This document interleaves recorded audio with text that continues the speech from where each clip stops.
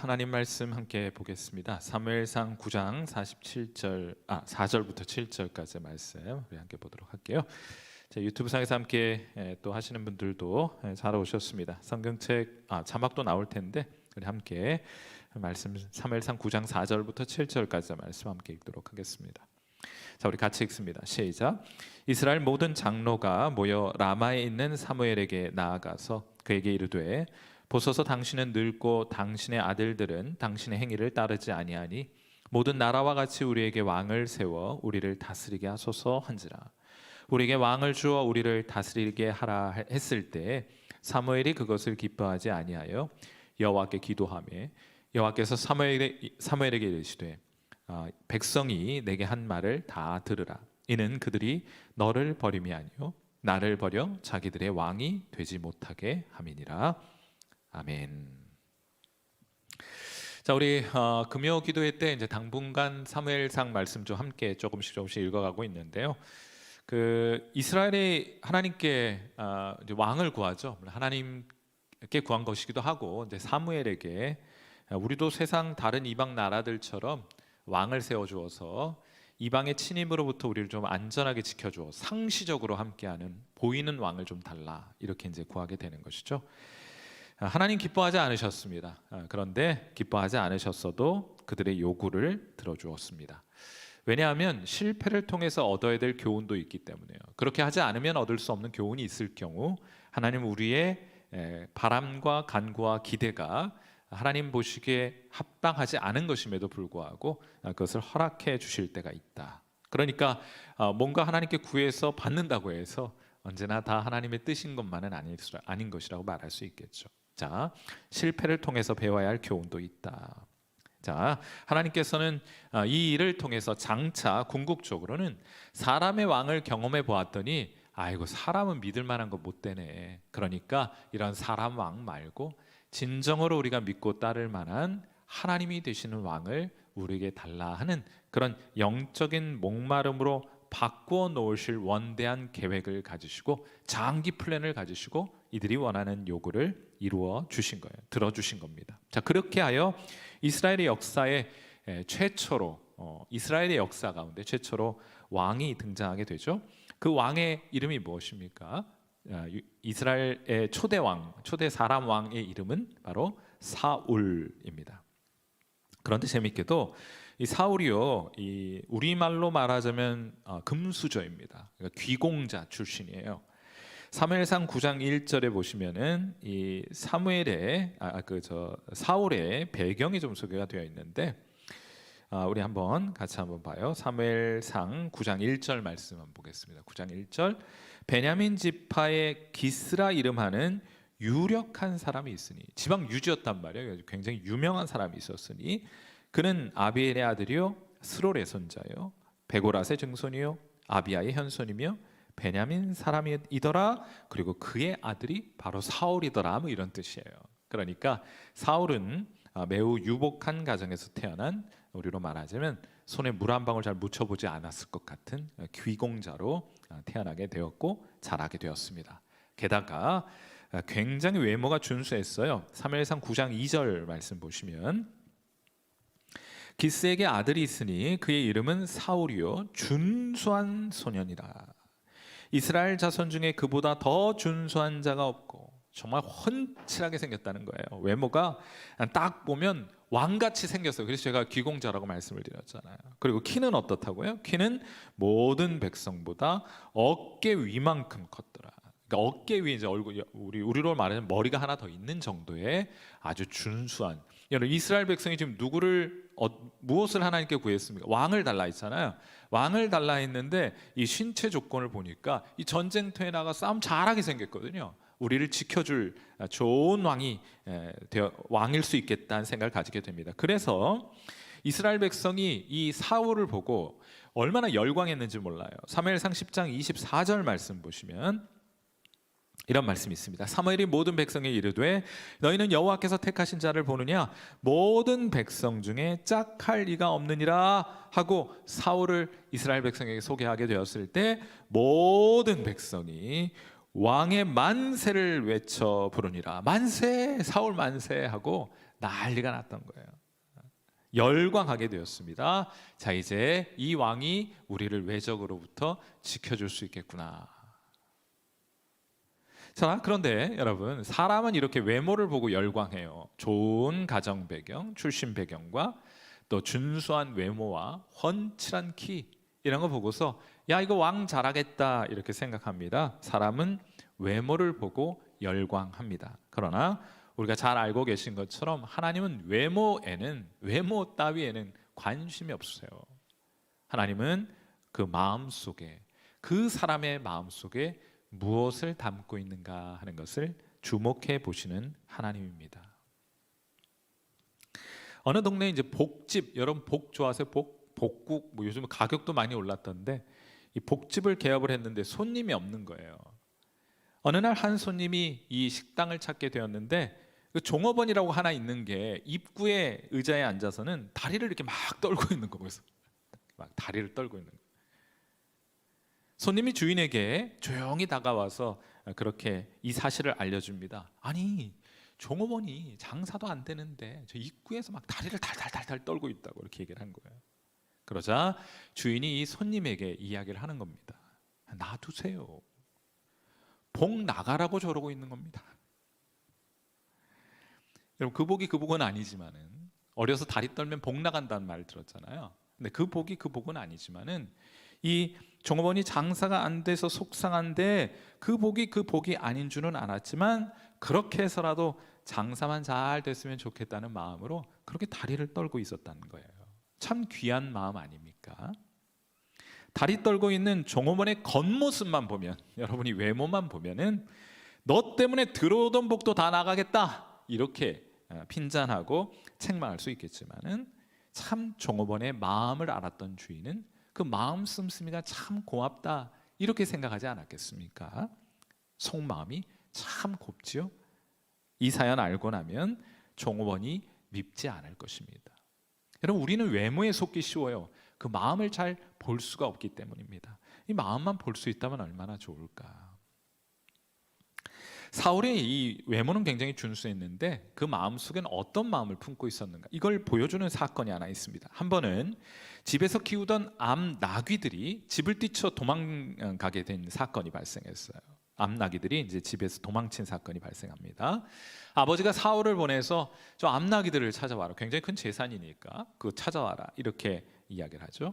실제로 사울은 그 암나귀들을 찾기 위해서 온 동네를 다 돌아다니게 됩니다. 이 동네 없으면 저 동네, 저 마을 갔더니 없으면 저 마을로 가고, 아무튼 암나귀들을 다 찾기 위해서 애쓰고 노력을 했어요. 그리고 났는데도 다 찾지 못하게 되었습니다. 그때 사울이 내린 결론을 보세요. 사무엘상 9장 5절에 이렇게 결론을 내립니다. 뭐라고 결론을 내리는가? 한번 같이 읽어봐요. 시작. 그들이 숲 땅에 이른 때에 사울이 함께 가던 사환에게 이르되 돌아가자. 내 아버지께서 암나귀 생각은 고사하고 우리를 위하여 걱정하실까 두려워하노라.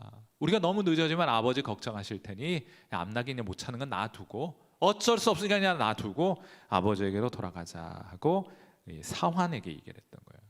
그런데 이 사환이 그 말하자면 주인집 도련님 아니에요? 주인집 도련님이 하는 얘기를 듣고 이건 아니라고 생각했던지 이 사울에게 말하기를, 우리 그냥 여기서 포기하지 말고 여기 가까운 곳에 하나님의 사람이 있으니 그에게 가서 기도라도 좀 한번 받고 그렇게 한번 최선을 한번 마지막까지 다해보자 하고 사울을 데리고 사무엘을 찾아가게 되는 장면이 이어 등장하게 되는 거예요.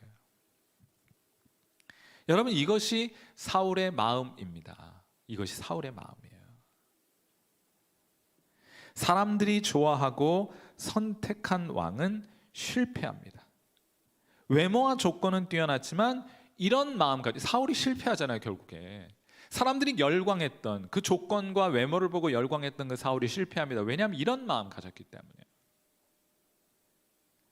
끝까지 마지막 남은 한 마리 나귀를 발견하고 찾을 때까지 끝까지 최선을 다하지 않는 사울의 마음, 하나님이 기뻐하지 않는 마음이었고, 그런 마음으로 백성을 돌보았기 때문에 사울은 실패할 수밖에 없었다. 반면에 하나님이 두고두고 자랑하고 어찌하든지 사람들 앞에 자랑하고 싶었던 왕이 한 명 있었죠. 그건 누구입니까? 사울의 뒤를 이어서 왕위에 오르게 된 다윗. 하나님 얼마나 자랑하는지 몰라. 야, 내 마음에 합한 사람이다 하였습니다. 다윗의 외모를 보고 그랬겠습니까? 다윗의 외모 한번 보시겠어요? 여러분, 다윗은 촌구석 시골 베들레헴 출신입니다. 아무도 주목해보지 않은 그런 시골 출신이에요. 외모는 어땠느냐? 사무엘상 17장 42절 뭐라고 되어 있는가 하면, 그 블레셋 사람이 둘러보다가 이 블레셋 사람이 다윗을 본 거예요. 지금 저기 어디입니까? 팔레스타인하고 지금 이스라엘하고 전쟁하잖아요. 똑같은 일이 이 사무엘상의 배경에도 되는 거예요. 이 블레셋이 지금의 팔레스타인을 뜻하는 것이니까. 자, 이 블레셋 사람이 둘러보다가 다윗을 보고 업신여기면서 하는 말이, 그가 젊고 붉고 용모가 아름다움이라. 붉다는 것은 얼굴이 하얗다는 뜻이에요. 그러니까 혈관이 다 보일 만큼 얼굴이 투명하고 하얗다는 뜻입니다. 용모가 아름답다. 여러분 부럽죠? 뭐 이게 용모 좋구만 이렇게 생각하겠지만은, 이게 지금 어디입니까? 전쟁터 아닙니까? 전쟁터. 우리식으로 말하자면 이런 표현이 어떨지 모르겠는데, 계집애 같은 외모를 가지고 있다, 이런 표현 쓰는 거예요. 전쟁터에 어울리지 않는 외모를 가진 사람. 배우로서는 뭐 어울리는 외모일지 모르지만은 전쟁터에서는 어울리지 않는 외모를 가졌다. 적합하지 않아요. 왕으로서는, 군대를 이끌어야 될 왕으로서는 적합하지 않은 외모를 가졌다. 그런데 하나님은 그 외모를 보신 게 아니라 다윗의 마음에 장착되어 있는, 그 속에 장착되어 있는 다윗의 마음을 보셨다. 어떤 마음을 가졌길래 하나님이 이토록 다윗을 입이 마르도록 칭찬하시는가? 여러분, 성경을 보면 두고두고 하나님이 다윗을 자랑하세요. 얼마나 자랑하는지 모르요. 요즘 열왕기상도 묵상하고 있는데, 하나님의 자랑 다윗이에요. 어떤 마음이 그 안에 있었기에, 어떤 마음이었는지 잘 보여주는 에피소드가 하나 있습니다. 그가 골리앗과 전쟁터에 싸움하기 위해서 이제 전쟁터에 나오게 되었을 때, 아무도 모르는, 아무에게도 알려지지 않은, 자기만 알고 있는 이야기 하나를 사울 왕에게 들려줍니다. 그때 자기가 목동으로 있었을 때 이야기를 들려주는데, 사무엘상 17장 34절과 35절 말씀이에요. 어떤 마음을 가졌느냐? 같이 한번 읽어볼게요. 시작. 다윗이 사울에게 말하되, 주의 종이 아버지의 양을 지킬 때 사자나 곰이 와서 양떼에서 새끼를 물어가면 내가 따라가서 그것을 치고 그 입에서 새끼를 건져내었고, 그것이 일어나 나를 해하고자 하면 내가 그 수염을 잡고 그것을 쳐 죽였나이다. 아멘. 누가 이번엔 길을 잃어버린 것도 아니에요. 그냥 길을 잃어버린 양도 아니고, 야생 짐승이, 곰이나 사자가 와가지고 자기가 돌보고 있는, 아니 아버지에게 의해서 맡겨진 그 양떼를 돌보고 있는데, 그 양떼 어미도 아니에요. 새끼 한 마리, 그 보잘것없는 새끼 한 마리 움켜가게 되면 여러분 위험하잖아요. 괜히 그거 쫓아갔다가 몸이 상하면 어떡합니까? 부모님 더 걱정할 것 아니에요. 아마 사울은 쫓아가지도 않았을 겁니다. 그런데 다윗은 어떻게 해요?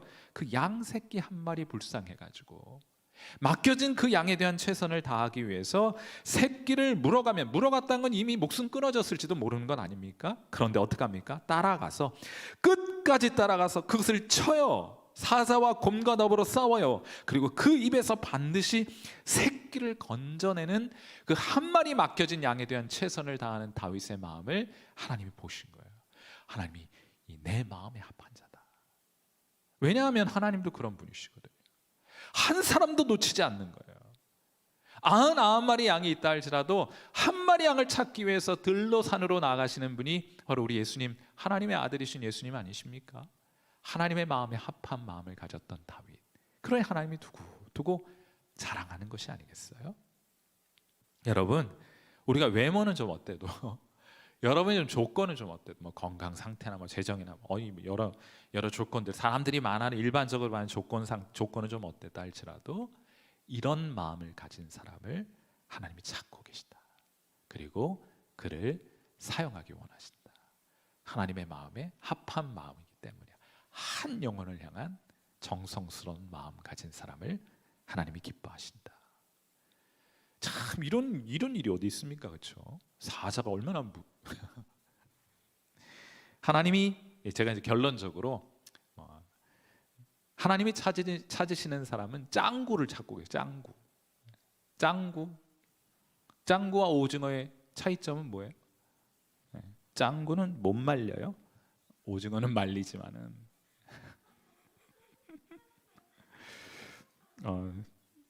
이런 거 하지 말라 그랬는데 여러분, 한 영혼에 대한 열심에 있어서는 다윗 못 말립니다. 못 말려요. 맡겨진 양을 위해 목숨을 거는 최선을 다하는 일은 아무리 말려도 소용이 없어요. 아니, 위험하니까 그냥 양 한 마리가 물려간 거 어쩔 수 없으니까 포기하자. 말려도 소용이 없어요. 그러니 다윗은 짱구입니다. 짱구는 못 말려요. 다윗도 못 말려. 한 영혼을 향한 최선을 다하는 그의 정성스러운 마음은 아무도 말릴 수가 없는 거예요. 하나님은 오늘도 그런 사람을 찾으십니다. 이런 마음 가진 사람들을 찾아 하나님 양떼를 맡겨주시는 거예요. 이런 마음 가진 사람을 찾아서 하나님의 물질을 맡겨주시기도 하는 것이고, 이런 사람들을 찾아서 하나님께서 여러 하나님의 귀한 사역들을 맡겨주시기도 하는 거예요. 어떤 사람이요? 아주 작아 보이는 그 한 가지 일에 최선을 끝까지 다하는 사람. 아무도 봐주는 사람 없어요. 들에 누가 있습니까? 다윗밖에 없어요. 모른다고 하면 아무도 모를 일입니다. 어떻게 됐는지 모른다고 말하면, 아니 뭐 사자가 잡아갔다고 하면 누가 뭘 하겠습니까? 그런데도 쫓아가서 그 입에서 새끼 양 한 마리라도 건져내고자 했던 그 마음 가진 사람. 여러분, 하나님께서는 그런 마음 가진 분들과 함께 하시면서 하나님의 능력을 베풀어 주시는 하나님인 줄 믿습니다. 이건 우리가 해볼 수 있잖아요. 조건을 좋게 하고 외모를 좋게 하고 하는 일들은 우리의 능력 밖의 일일진 모르지만 지극히 작아 보이는 일, 아무도 주목해 보지 않는 그 한 사람을 향해서 최선을 다하는 일은 우리가 한번 해볼 수 있잖아요. 하나님은 그런 마음 가진 사람 기뻐하시니까. 여러분이 오늘 그 하나님이 찾으시는 마음 가진 사람이십니까? 여러분, 그렇게 하나님 앞에 하나님이 찾으시는 마음 가진 사람으로 살아가기를 그렇게 한번 결단해 보시면 어떻겠어요? 주의사항은 아무도 주목해 주지 않습니다. 그렇게 한다고 해서 아무도 여러분을 알아주는 것은 아니지만은 하나님을 바라보고 우리에게 맡겨주신 한 영혼을 향하여 최선을 다하고 정성을 다하는 사람으로 살아가자. 하나님은 그들과 함께 하시게 될 것입니다. 우리 함께 기도하는 시간 갖도록 해요. 자, 우리 오늘 음악 주시고요. 자, 오늘 두 명의 아주 대조적인 왕을 소개해 드렸는데, 사울은 이러저러한 합리적인 이유가 있고, 제가 생각할 때도 제 자식이라도 그렇게 했으면 하길 바랄 것 같아요. 뭐 사자 쫓아오고 그런 거 원하진 않을 것 같은데, 아마 보통 사람의 마음이 아닐까 싶어요. 사울이 뭐 나쁜 마음을 가졌다기보다는 그냥 자신의 안위가 맡겨진 짐승보다 더 중요한 그냥 보통 사람이 가진 마음. 그런데 다윗은 달랐어요. 맡겨진 것에는 새끼 한 마리에게라도 최선을 다하는 사람이었습니다. 그러니까 하나님께서 이스라엘 백성을 맡겨주셨잖아요. 하나님이 사랑하는 백성 한 사람 한 사람을 향한 최선을 다하라고 그에게 이스라엘 백성을 맡겨주지 않으셨습니까? 오늘 이 시간 우리가 외모를, 또 조건을, 또 우리 배경을 좋게 하기 위해서, 많이 외모를 가꾸기 위해서 다들 집중하고 있는 이런 시대에 우리 마음을 새롭게 하고 우리 하나님께서 맡겨주신 한 사람을 향한 최선을 다하는 삶, 그런 마음, 하나님이 찾으시는 마음으로 이 땅을 살아가게 되기를 소원합니다. 여러분, 그렇게 한번 하나님 앞에 이 시간 여러분의 마음의 결단을 담아서 기도 한번 해보세요. 또 여러분에게 맡겨주신 한 사람, 한 영혼은 누구입니까? 그에게 오늘 여러분은 정성을 다하셨습니까? 최선을 다하셨습니까? 이 질문 앞에 다시 한번 설 수 있게 되기를 바랍니다. 이 시간 함께 통성으로 하나님 앞에 기도하는 시간 같습니다. 기도하겠습니다. 하나님 아버지, 귀한 사랑을 감사하고 세상이 참 혼란스럽고 또 이리저리 이것이 옳다 저것이 옳다, 이렇게 살아가야 한다 저렇게 살아가야 한다 하는 많은 이야기들 속에서 우리가 어디로 가야 할지 그 향방을 알지 못한 채 살아가기 참 쉬운 자들인데, 우리 귀가 참 얇아서 이 사람이 이 얘기하면 저렇게 그 이야기가 옳은 것 같고, 저 사람이 이렇게 말하면 또 그 말이 옳은 것 같아 어디로 가야 할지 갈팡질팡하고 하나님 어디로 갈지 모르는 그런 사람들이었을 것인데, 하나님께서 우리에게 귀한 말씀을 주셔서 이 말씀이 우리의 삶의 기준이 되고 이 말씀이 우리의 삶의 나침반이 되게 해주셔서 감사합니다.